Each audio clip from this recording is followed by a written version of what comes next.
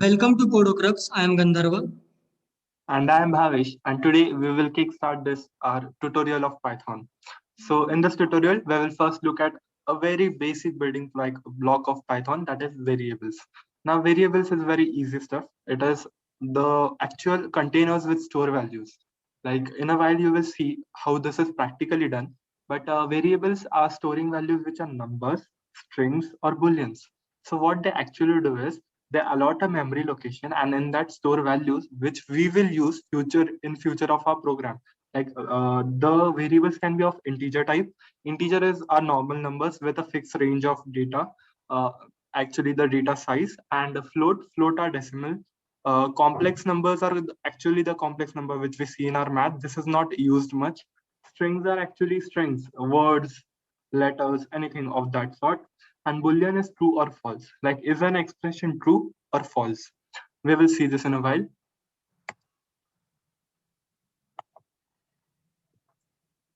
Now let us discuss some rules of declaring a variable, or basically what can be variable names. So this is bit theoretical. Variable name must start with a letter or underscore character.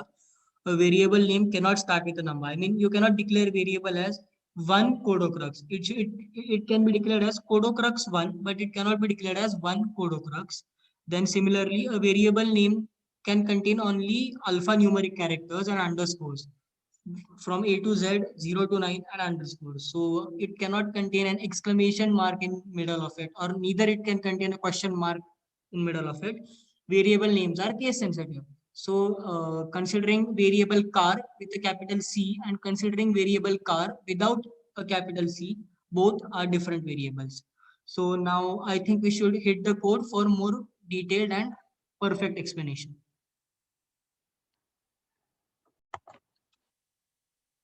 Now we will be looking at the coding part of it. So we would be looking for Python 3.864-bit. Whenever you download Python, you get this app automatically. Just look it from your search bar and browse for it and hit enter. You might have a So version, so don't mind that. But such an application is works well. Okay. Now we will this is where we will be working. Yeah. So now we will take a look. You might like full screen. Okay. So now we will take a look at numbers which we saw previously. So let us just declare a good number. A is equal to 1. So yeah, it's done. You have a variable which is named A, and that variable A is equal to 1. Now we will It's take a storing look the at value 1. yeah. Now we will take a look at float value, which stores decimals 1.5. B is the variable and it stores 1.5. Now C should be okay. C would be equal to Complex, right? complex. Yeah, 1 plus 2j, and this is a complex number. We will just confirm with if the type is actually a function. It is called a function, and we will look into it afterwards what it is. But we have to just pass the variable in its brackets, and boom, we have it. Class integer for type A, which was an integer. Now for B, it should be on float, and for C, it should be a complex number. We So can that J over here written is nothing but iota. That is the yeah, imaginary part. yes. This is iota. If you are good in math, this might you might understand what this is. Even if it's not an issue. It's used very negligibly. I haven't even used it any time. So Neither me. so now let's just print the values of the variable. So whichever variable you have assigned the value, just pass it in the brackets of the function called as print. Uh, just don't get confused with my terminology of print and type. We will know what functions are. Just write print and in the brackets pass a. You will get the value of a. Okay, it's fine. So now what if I want to write print the value of A, then I want to show that value. I think he is not audible well. I will just tell you what he wants to know or show you. If we store something like 5.0 for E, now is it a float or is it an integer? Like it seems integer, nothing is there after decimal, it's just 0. But Python interprets E as still a float. Whenever you give dot to it, it is a float. It happens in Python. Okay, now we will take a look at strings. Hello. Yes, so now let us go to strings. Uh, Hello be a string 1 and B equal to world. So uh, hello world. we have, okay, just telling you once that A and B were declared earlier. Even if you declare them once again, the latest values will be evaluated in the program. So now here A would be A in this will be hello. And A plus B, we can simply do even operations with string. So what do you guess? What would be the output? It is hello world. Like Yeah. it just simply merged both the strings together. But we cannot subtract the string, okay? So Yeah. that is not possible. That is only possible with numbers. Yes, with numbers you can do all the operations. I will just show you in a minute. B is equal to 2 and just see all the operations. A plus B are normal operation, it should be 3. A minus B, it should be -1. Let me not confuse you. C is equal to 5 and we will do C minus B. It comes out to be 3. C was 5, B was 2. Obvious, right? C minus B is 3. We will Yes. also divide numbers. So C divided by B. Okay. And we will even multiply them. 3, okay, 5. C was 5, B is 2. 5 into 2, 10. Now we can even take the power. Like if you do this, it will be C to the power B. So like where is C? C is 5 and 5 raised to 2. 5 square. So that will come out to be 20. You can raise it to any power. C is actually the number, and this would be the power to which you want to raise it. So A was 1, so C raised to 1 is only 5. 5 raised to 1 is only 5. Okay.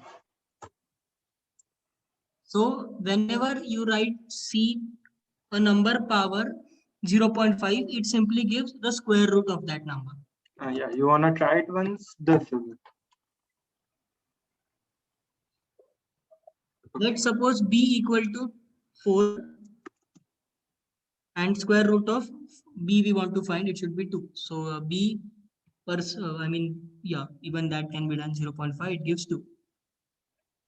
Two. Yep. Okay. Now, Now we will be looking at Boolean. yes. What Boolean means. So Boolean is nothing but true or false values. That means Boolean. Boolean algebra. It comes from that. So let us consider a case that 4 is equal to 4. So is this statement true or is it false? It is true, obviously, because these two are numerically equal. What if I say 3 equal to 2? Is it true or is it false? It is false because 3 and 2 are numerically not equal. By the way, just want to add one thing that when you use two equal signs, it's to check whether they are equal. And when you just use one equal sign, it is just to assign that variable that number. In case you might feel that doubt. Yes. So if we want to convert true and false into our normal number pattern, so as you all know, that 1 is true and 0 is false. So even that is what Python also knows, type 1. So Oh, it is sorry. in bool 1. Oh, yes, yes. When you take a boolean of a number one, this is actually gives the boolean of one. What are the boolean types, true or false? So is one true or is one false? One is true. When one is boolean of 0 is false. Yes. So anything you would like to add more? Yeah, just we want to Variables. tell you one thing. This is the start of the series, so we will like to include learning by doing or my testing your skills, and I would like to give you a few questions. So one of this is if this one is equal to string of one, so is it? Let's check out. Have a question. Have an Is it answer true ready or in is it your mind. false? Yeah. So this is actually false. And one more thing that if I divide 7 by 7, so what do you think the answer would be? Answer would be an integer 1, right? But this comes out to be 1.2. Whenever you divide numbers, the answer comes out in fruits. So this might be the questions we find might be a little different and not so obvious to you. Yeah, that's it for right now. Well, that was it for Codocrux or with Codocrux for you all guys. Please like, share, subscribe, and stay tuned for more awesome series coming your way. And hope you like it. And feel free to comment us. We would love to reply each one of you and solve your doubts there. Thank you. Thank you so much.